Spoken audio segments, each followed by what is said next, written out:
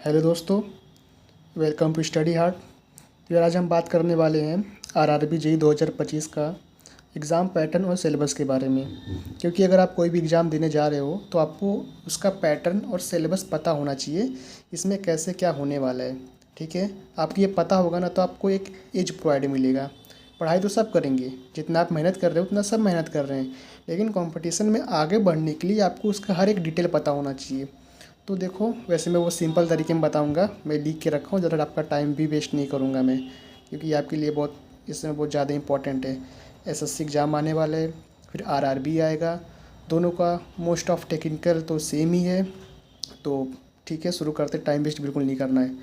तो देखो, जो हमारा आरआरबी जेईई होता है ना, इसमें दो एग्ज़ाम होंगे, आपका सीबीटी 1 और सीबीटी 2।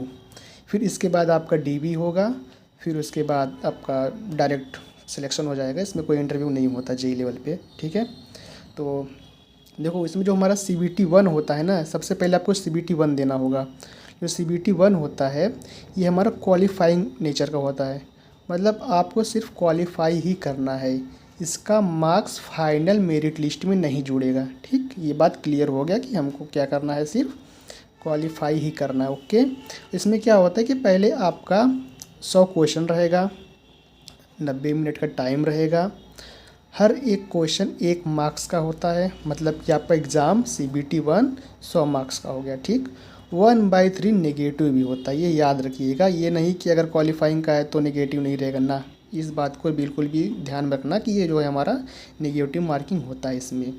और मिनिमम क्वालिफाई 40% आपको लाना ही लाना है। ठीक, ये हो गया मिनिमम, मतलब इतना लाना है, इसके ऊपर आपका मेरिट बनेगा। ठीक है, अब देखो इसमें होता क्या है, हमारा सीबीटी 1 में ना टेक्निकल पोर्शन नहीं आता।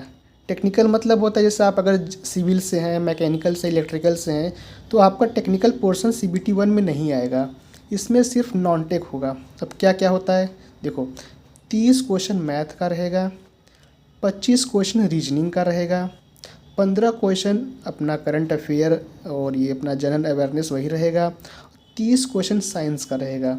मतलब आपका 100 क्वेश्चन का सीबीटी 1 होगा, 90 मिनट में देना है। और आपको मैं बता दूं कि कट ऑफ जो है ये जोन वाइज जाता है। कट आपको पता होगा, जब फॉर्म फिल करेंगे ना तो आपका वो पूछता है कि इस जोन में फिल कर रहे हैं, तो आपका कट ऑफ 100 मार्क्स के हिसाब से बनेगा।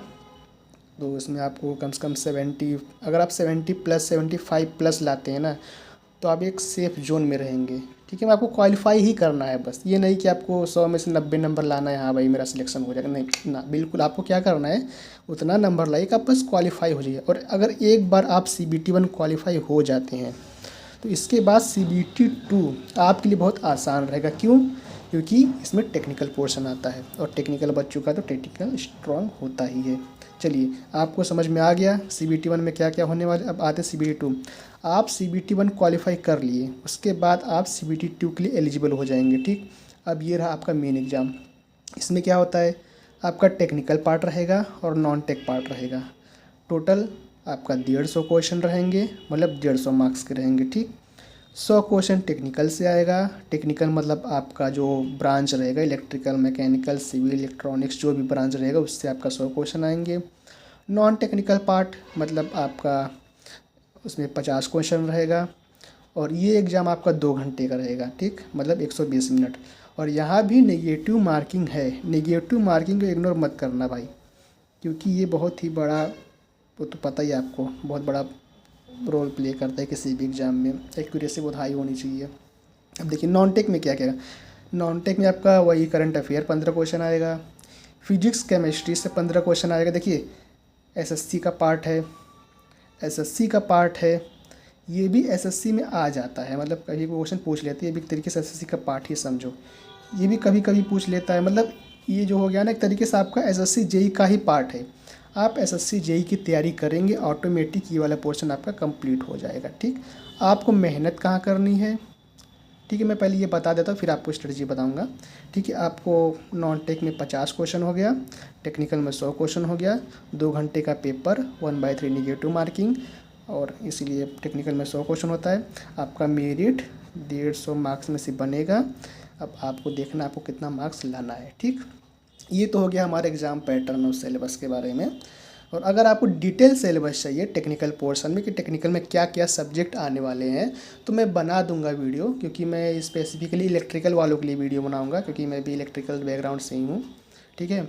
अब देखिए, अब मैं आपको यहाँ पे कुछ बताने वाला था। देखिए, आरआरबी जेई के लिए आपको अलग से क्या पढ़ना है एसएससी जेई के अलावा, सिर्फ आपको जो ये मैथ का पोर्शन है ना, यही मैथ का पोर्शन आपको थोड़ा पढ़ना इन द सेंस, जैसे हमारा एसएससी में क्या होता है कि रीजनिंग आता है, उसमें एप्टीट्यूड पोर्शन नहीं रहता, मतलब इक्का दुक्का होगा, नहीं तो नहीं ही रहता है। यहाँ पे क्या होता है ना, आपको सिर्फ मैथ पढ़ना होगा।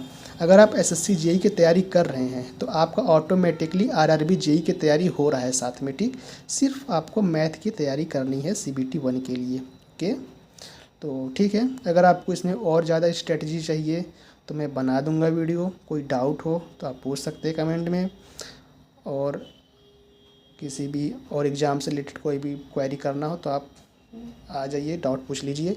मैं अपना डिस्क्रिप्शन में टेलीग्राम आईडी भी डाल दूंगा, आप ज्वाइन करिए, वहाँ पे बच्चे जो है डिस्कशन करते रहते हैं, बहुत अच्छे अच्छे बच्चे वहाँ पे, मतलब बढ़िया है, सब सिलेक्टेड भी हैं, तो बहुत हेल्प मिलेगा आपको। ठीक है, थैंक यू दोस्तों, मिलते हैं अगली वीडियो में।